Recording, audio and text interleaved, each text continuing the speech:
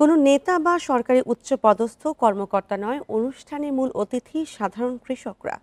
এদেশের প্রেক্ষাপটে যা মনে হতে পারে কাল্পনিক, কিন্তু গাজীপুরের কাপাসিয়া এলাকায় সেটাই বাস্তবে ঘটল। কৃষি কথা নিয়ে ব্যতিক্রম এই অনুষ্ঠানের আয়োজন করেছে উপজেলা কৃষক দল।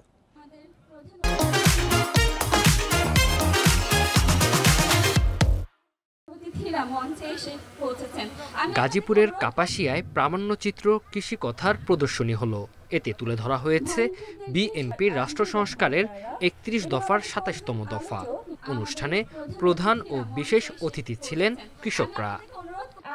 প্রামাণ্যচিত্রে ফুটে উঠেছে কৃষকের জীবনের কঠিন বাস্তবতা, চ্যালেঞ্জ এবং অবহেলার ছবি। অনুষ্ঠানেও ১৫ থেকে ২০ জন কৃষক তাদের জীবনের গল্প শোনান।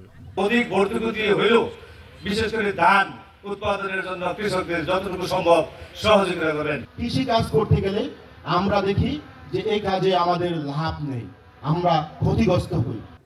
প্রামাণ্যচিত্রটি নির্মাণ করেছেন বিএনপির সাবেক সাংগঠনিক সম্পাদক হাবিবুর রহমান।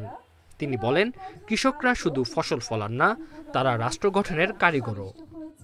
রিসার্চ টিম দীর্ঘদিন পরিকল্পনা করে রিসার্চ করে একটি জিনিস বের করেছেন যে কৃষকদের এই সমস্যার সমাধান করতে একটি জিনিস করা যেতে পারে, আর তার নাম হচ্ছে ফার্মার্স কার্ড।